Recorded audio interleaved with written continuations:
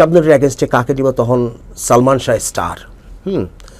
তো এক্ষেত্রে আমি বলবো যে আমাকে একটা পরামর্শ দিয়েছিলেন শাবনূরের মা, হ্যাঁ, যে শাবনূরের সাথে সালমান হলে পরে ছবিটা মানে ভালো হবে আর কি, কাস্টিংটাও ভালো হবে, আর সালমান তখন স্টার এবং ধাঁধা করে উপরে উঠছে, যেহেতু উনি তখন তার না বাধা পাইনি। কারণ সালমানের সঙ্গে যখন আমরা কথা বলেছি, কথা বলার পরে সালমানকে গল্প শুনিয়েছি, সে গল্প শুনতে চেয়েছে, গল্প শুনে তার ভালো লেগেছে, পছন্দ হয়েছে, সাইনিং হয়ে গেছে, আমরা কাজ শুরু করেছি। কাজ শুরু করার পরে একটু সালমানের সঙ্গে আমার একটু দ্বন্দ্ব হয়েছে। সেটা হচ্ছে যে সালমান তো আসলেই মেধাবী, হ্যাঁ, শিল্পী ছিল, মেধাবী মানুষ ছিল। তো অনেক সময় শিল্পীরা কি করে যে একটা সিকোয়েন্স আমি এইভাবে করি, একটা সিকোয়েন্স এইভাবে করি, এইখানে একটা ডমিনেট করার চেষ্টা করে, বা তার কাছে ভালো মনে হয় বলেই সেটা সে করে। তো এইরকম করতো, আমি শুনতাম না। সালমানের কাছে কি কোনো বাধাপ্রাপ্ত হয়েছেন একদম নতুন প্রযোজক, নতুন পরিচালক? সেই ক্ষেত্রে সালমান বারবার বলছিল যে না ওইভাবে করি। তখন আমি বললাম যে এক কাজ করি, দুইভাবে দুইটা টেক করি, যেটা ভালো হয় সেটা আমরা আমার মতো করে, আর একটা তুমি যেটা চাচ্ছ ওইভাবে। বলার সাথে সাথে লাইট জ্বলছে, ক্যামেরাও রেডি, ববিতাপাও রেডি, সে ক্যামেরার সামনে থেকে একদম চলে গেল। জীবন সংসার। আপনারা অনেকেই যারা সালমান শাহকে ভালোবাসেন, শাবনূরকে ভালোবাসেন, বা যাদের বয়স আমাদের মতো বা এর চেয়ে বেশি, তারা তো অবশ্যই ওই সময় হল ভেঙে এই ছবি দেখার চেষ্টা করেছেন। জীবন সংসার এক ব্যবসা সফল ছবি এবং সালমান শাহ শাবনূর জুটির একটি নামকরা চলচ্চিত্র। এবং এই চলচ্চিত্রের কথা আমার অতটুকু মনে না হলেও এই গানটি আমি এখনও গুনগুন করে গাই। সেই গানের গল্পে পরে আসব। আগে চলুন যে সেই যে তরুণ জাকির হোসেন রাজু, তিনি যে সাহসটা করলেন ওই সময়ে সালমান শাহ এবং শাবনূরকে কাস্টিং করে নিজের প্রথম ছবি বানাতে গেলেন, এটা কিভাবে সম্ভব হলো? সিনেমা আসলে যারা রেগুলার প্রযোজক ছিলেন সেই সময়, তারা সাধারণত সিনেমা বানাতে গেলে পরে জনপ্রিয় নায়ক নায়িকা নিয়েই কাজ করার, হ্যাঁ, চেষ্টা করতেন। তো সেই সুবাদেই হচ্ছে, হ্যাঁ, তো আমার প্রযোজক যখন ঠিক হয়ে গেল, স্ক্রিপ্ট চূড়ান্ত হলো, তারপরে কাস্টিংয়ের, আপনি একদম নতুন, সেক্ষেত্রে প্রযোজক আপনাকে বিশ্বাস করলেন?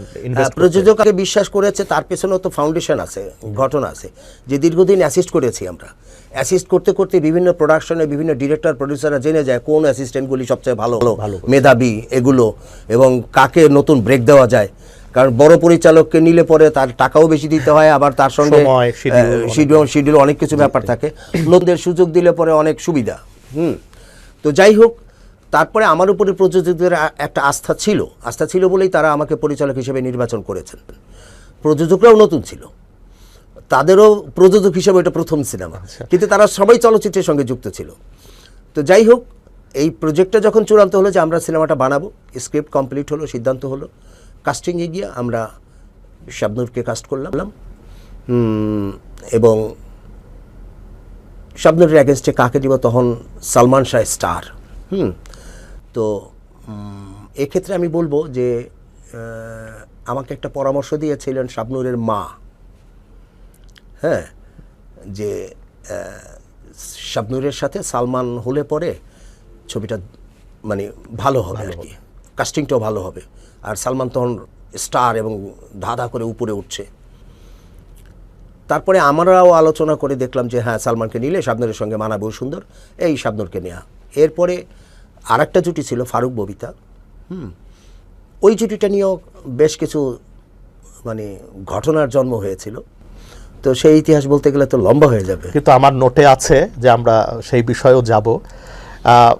সালমানের কাছে কি কোনো বাধাপ্রাপ্ত হয়েছেন একদম নতুন প্রযোজক, নতুন পরিচালক? সেই ক্ষেত্রে যেহেতু উনি তখন তার না বাধা পাইনি। কারণ সালমানের সঙ্গে যখন আমরা কথা বলেছি, কথা বলার পরে সালমানকে গল্প শুনিয়েছি, সে গল্প শুনতে চেয়েছে, গল্প শুনে তার ভালো লেগেছে, পছন্দ হয়েছে, সাইনিং হয়ে গেছে, আমরা কাজ শুরু করেছি। কাজ শুরু করার পরে একটু সালমানের সঙ্গে আমার একটু দ্বন্দ্ব হয়েছে। সেটা হচ্ছে যে সালমান তো আসলেই মেধাবী, হ্যাঁ শিল্পী ছিল, মেধাবী মানুষ ছিল। তো অনেক সময় শিল্পীরা কি করে যে একটা সিকোয়েন্স আমি এইভাবে করি, একটা সিকোয়েন্স এইভাবে করি, এইখানে একটা Dominate করার চেষ্টা করে। ডমিনেট করার চেষ্টা করে, বা তার কাছে ভালো মনে হয় বলেই সেটা সে করে। তো এইরকম করতো, আমি শুনতাম না, আমি বলতাম না ভাইয়া যেটা আছে ওইটাই করি। হ্যাঁ, তো সালমান ভিতরে ক্ষুব্ধ হচ্ছিল যে সে যাই বলে আমি অ্যাকসেপ্ট করি না, আমি পাশ কাটিয়ে যাই। তো ভিতর ক্ষুব্ধ ছিল, এটা আমি বুঝতে পারিনি। তো 6-7 দিন শুটিং করার পরে একদিন ঘটনা ঘটলো। এটা উত্তরায় শুটিং করতেছিলাম আমরা একটা বাড়িতে, কোয়ার্টার ছিল ববিতা আপা। তো সেইখানে একটা দৃশ্য করতে গিয়ে সালমান বলল যে রাজু ভাই এই সিনটা মানে আমি যেভাবে বুঝিয়ে দিয়েছি ওইভাবে না করে সে তার মতো করে করতে চাইলো, যে এইভাবে করি। তা আমিও তখন যথারীতি বললাম যে না, আমার যেটা আছে সেটাই এইভাবেই করি। সালমান বারবার বলছিল যে না ওইভাবে করি। তখন আমি বললাম যে এক কাজ করি, দুইভাবে দুইটা টেক করি, যেটা ভালো হয় সেটা আমরা আমার মতো করে, আর একটা তুমি যেটা চাচ্ছ ওইভাবে। বলার সাথে সাথে লাইট জ্বলছে, ক্যামেরাও রেডি, ববিতাপাও রেডি, সে ক্যামেরার সামনে থেকে একদম চলে গেল সরাসরি মেকআপ রুমে। এই ঘটনা আমি অনেক চ্যানেলে বলেছি, অনেক সাক্ষাৎকারই বলেছি, আমরা শুনতে চাই। হ্যাঁ, তো মেকআপ রুমে গিয়ে অনেক রকম শাউট করছে, একদম জোরে জোরে সবাই শুনছে, যে শাউট করে বলছে যে আমি সব বড় বড় ডিরেক্টরের এখানে যাই কিছু বলি আমার কথাটা ফেলে না, আর এখানে একটা নতুন ডিরেক্টর, সে একদম সেই হয়ে গেছে, এমন একেবারে পণ্ডিত হয়ে গেছে, সে সত্যজিতের আব্বা হয়ে গেছে, অমুক তমুক, কোনো কথা শুনতে চায় না। হ্যাঁ, তো এইরকম শাউট করছে, আরও ওর যা মন চাইছে সেভাবে শাউট করছে। তখন পুরা ইউনিট চুপ ঝিম, এবং সবারই ধারণা ছিল যে ছবি বন্ধ হয়ে যাবে। তো ববিতা আপা তো অনেক ভদ্রলোক, সবাইকে আপনি করে কথা বলেন, ছোট বড়। তো ববিতা আপা আমাকে বলছেন কি রাজু সাহেব শুটিং কি হবে? তাই আমি বলছি আপা বসেন আমি দেখি। তারপরে মেকআপ রুমে আমি গেলাম, মেকআপের রুম থেকে সবাইকে বের করে দিয়ে আমি সালমানের সঙ্গে 2 মিনিট বসলাম। বসে সালমানকে বললাম যে সালমান আমি বলবো তুমি শুধু শুনবা, উত্তর পরে। প্রথম কথা হচ্ছে যে তুমি একটা স্টার, তুমি বছরে 6-7টা সিনেমা করবে, একটা সিনেমা যদি ফেল করে কোনো সমস্যা নেই, কিছু যাবে আসবে না। আর একটা ছবি যদি হিট করে তুমি 5 বছরের জন্য তোমার কেরিয়ার ঠিক থাকবে। কিন্তু ডিরেক্টর হিসেবে এটা আমার প্রথম সিনেমা, এটা যদি ফেল করে আমি ডিরেক্টর হিসেবে আর জীবনে দাঁড়াতে পারবো না। আর এটা যদি সফল হয় তাইলে হয়তো আমি মাঠে দাঁড়াতে পারবো। তো আমি অন্যের বুদ্ধিতে মরতে চাই না, অন্যের বুদ্ধিতে মানে বড় হতে চাই না। কারণ আমি যেন বলতে পারি যে হ্যাঁ আমার বুদ্ধিতে আমি ডুবছি, অথবা আমার বুদ্ধিতে আমি সফল হয়েছি। এই কারণে আমি নড়তে চাই না, কারণ স্ক্রিপ্টটা আমার লেখা, প্রতিটা সংলাপ, প্রতিটা গল্প, প্রতিটা সিন, এগুলো আমি দীর্ঘদিন ভেবে রেখেছি, এবং এর বিকল্প 10 রকম চিন্তা করেছে। একটা দৃশ্য 10 ভাবে লেখা যায়, আমি 10টা অ্যাঙ্গেল থেকে চিন্তা করেছি, যেটা আমার ভালো লেগেছে সেইটা আমি চূড়ান্ত করেছি। এইভাবে করে স্ক্রিপ্টটাকে তৈরি করা। তো আমাদের মধ্যে এই যে দ্বন্দ্ব, এটা প্রয়োজনে আজকে শুটিং অফ করে দিই, আমরা স্ক্রিপ্ট নিয়ে আলাদাভাবে বসে চুলচেরা আলোচনা করে যাই প্রথম থেকে শেষ পর্যন্ত। যদি তোমার কোথাও খটকা থাকে তুমি বুঝে নেবে, তোমার কাছ থেকে যদি বেটার কোনো সাজেশন আসে আমি সেটা অ্যাকসেপ্ট করব। ভালো সাজেশন অ্যাকসেপ্ট করতে তো কোনো লজ্জা নেই। তো আর এইভাবে সেটা আমরা এটা করব না, আর আমি কম্প্রোমাইজও করব না। এখন তুমি দেখো, আর তুমি যেহেতু স্টার, আমি নতুন ডিরেক্টর, যদি তুমি মনে করো যে ধর ডিরেক্টরটা পণ্ডিত যায় এতক্ষণ বলছো সবাই শোনায়, হ্যাঁ প্রয়োজনে ছবি যদি বন্ধ করে দাও, তুমি না করতে চাও না করো, কিন্তু আমি আমার সরবো না আমার জায়গা থেকে।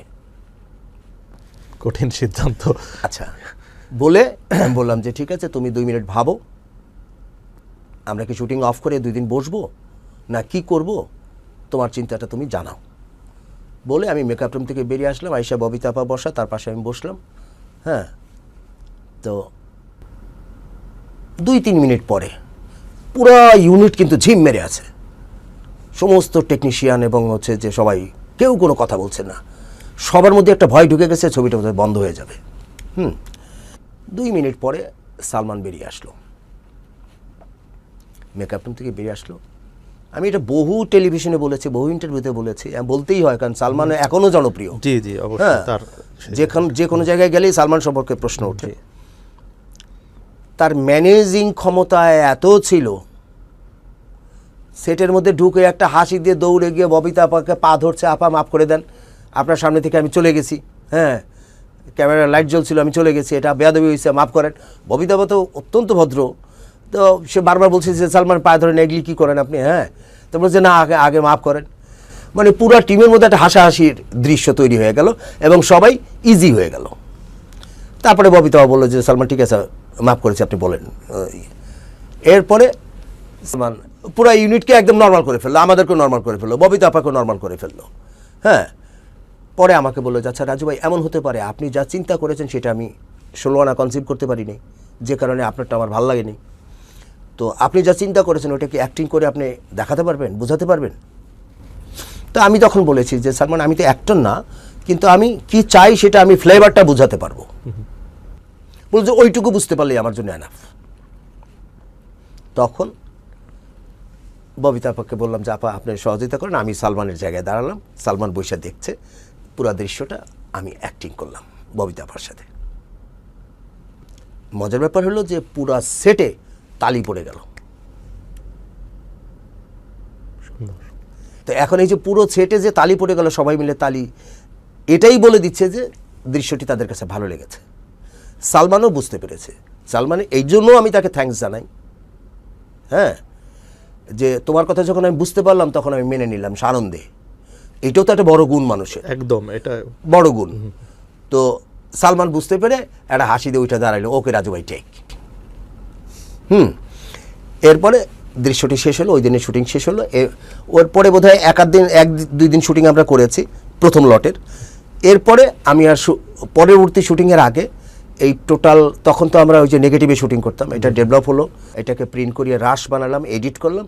এডিট করার পরে আমরা চিন্তা করলাম যে বড় পর্দায় দেখব, কারণ প্রথম ছবি তো, যদি কোথাও ভুল ত্রুটি চোখে পড়ে পরবর্তী শুটিংয়ে এটা আমরা কাভার করব। তো 16 নাম্বার রিল বা এরকম কিছু না, এরকম একটা তথ্য আমার কাছে আছে না। আর কি। তো 15 নাম্বার রিল, আচ্ছা ওইটার ব্যাপারে বলতেছি, জি জি ওইটার ব্যাপারে বলতেছি। তো পরে এই যে এইটা যখন বড় পর্দায় দেখবো তখন আমি চিন্তা করলাম যে সালমানকে ডাকি, কারণ যেহেতু এত বড় একটা ঘটনা ঘটেছে শুটিংয়ে, সালমানকে সহ রাশটা দেখি। সালমানকে কল করলাম, সে চলে আসলো এবং আমাদের সাথে বসে বড় পর্দায় রাশ দেখলো। রাশ দেখার পরে সালমান ওয়াজ ভেরি প্লেসড এবং আমাকে এসে জড়ায় ধরে হ্যাঁ চলে গেল। এরপর থেকে একদম এন্ড পর্যন্ত শুটিংয়ে কোনো রকম কোনো ঝামেলা হয়নি এবং এত আনন্দের সঙ্গে আমরা কাজ করেছি, প্রতিটা দিন শুটিংয়ে মনে হয়তো কি এটা অ্যামিউজমেন্টাল আড্ডা, এইভাবে শেষ হয়েছে। ATV USA, বিশ্বজুড়ে বাঙালিয়ানা।